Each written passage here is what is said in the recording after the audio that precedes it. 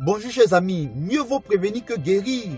Et j'apprécie l'accueil que vous avez effectué à ce thème parce que je présente dans cette deuxième partie 7 domaines dans lesquels nous avons besoin de nous attarder en ce qui concerne la prévention.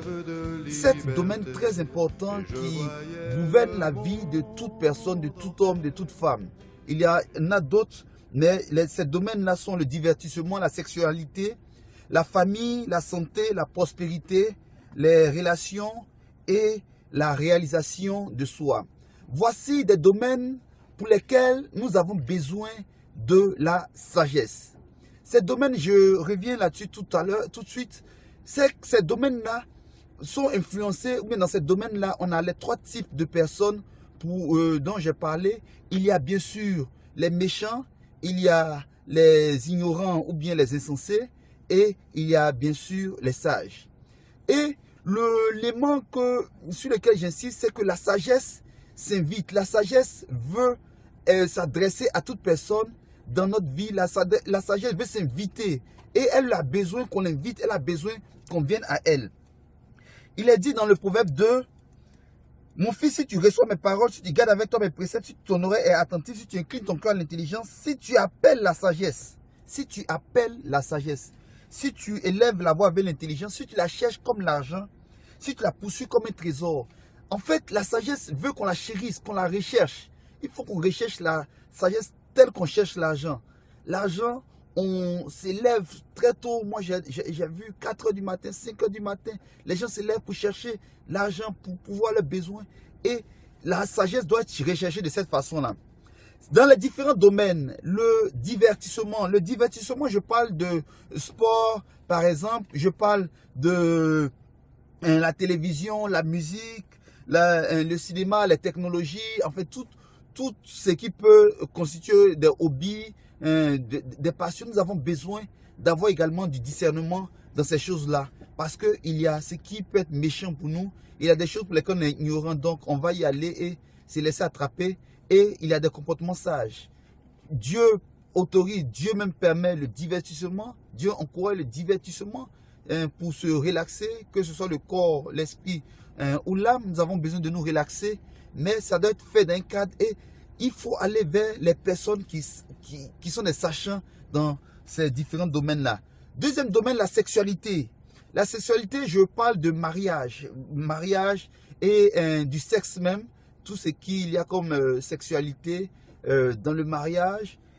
Dans le mariage, bien sûr, hein, ceux qui font en dehors du mariage, ce n'est pas moral. Mais pour tous ces domaines, dans tous les cas, nous avons besoin d'avoir des lignes directrices. Et il y a des personnes qui peuvent nous aider. Il y a beaucoup, par exemple, de frustration dans le couple parce que les relations sexuelles ne sont pas réussies, les préliminaires ne sont pas réussis. Il y a beaucoup de choses pour lesquelles nous avons besoin de savoir. Nous avons besoin de savoir parce que des gens usent de leur prochain, ce n'est pas bien. Nous avons besoin de savoir certaines choses. Donc, il faut s'adresser également à la sagesse ou bien à des personnes, à des coachs, à des gens qui peuvent nous aider. Il y a un troisième domaine que je donne, c'est la famille. La famille, lorsque je parle de la famille, je reviens encore bien sûr sur le mariage. Donc, le mariage, le choix du conjoint. Il y a également les enfants, l'éducation des enfants. Et tout cela, on a besoin d'avoir également de la sagesse. N'attendons pas d'être mariés pour chercher des éléments. Vous voyez, lorsqu'on parle des gens qui sont divorcés, au moins ils s'est mariés là, ils ne pensaient pas se divorcer. Hein? Ils ne pensaient pas se divorcer. Mais il y a eu des problèmes qui les ont amenés à se séparer. Et il y a également beaucoup de couples qui sont durables et ces couples-là ont réussi.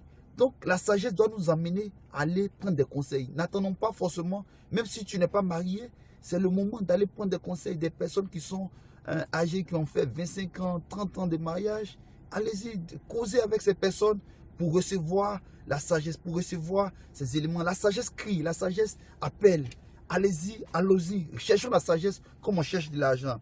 Quatrième domaine que je cite, c'est la santé. La santé, j'en ai parlé. N'attendons pas d'être malade pour aller chez le médecin. Mais par exemple, faisons du sport. Donc, il y a le sport aspect divertissement, mais il y a également le sport en termes de santé. Le sport, la nourriture, la diététique, toutes ces choses-là.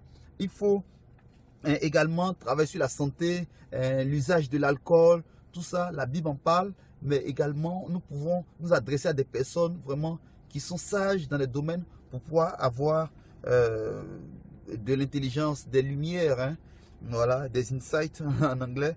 La prospérité, voici un domaine qui intéresse également tout le monde, beaucoup de monde. La prospérité, lorsque je parle de prospérité, c'est tout ce qui entre dans la paix, la prospérité. Je veux parler de nos finances, l'investissement, l'importance, comment investir. Il faut s'adresser à des personnes qui ont réussi, pas des gens qui volent les biens publics, et on dit qu'ils sont riches, ça ils n'ont pas réussi. Mais des gens qui ont travaillé, qui ont réussi, pas forcément des milliardaires, mais des gens qui s'autosuffisent. Qu'est-ce que les enseignements sur le travail, employé, employeur, sur l'investissement, sur l'entrepreneuriat, sur les projets, sur l'épargne, tout cela nous avons besoin de savoir des choses. Donc adressons-nous à des personnes, mais recherchons. Il y a des livres qui peuvent également nous aider. Adressons-nous à des livres. Google même peut nous aider. Il faut rechercher.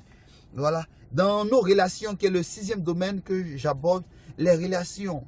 Beaucoup de gens peuvent prospérer, mais si les relations sont exécrables, alors c'est difficile.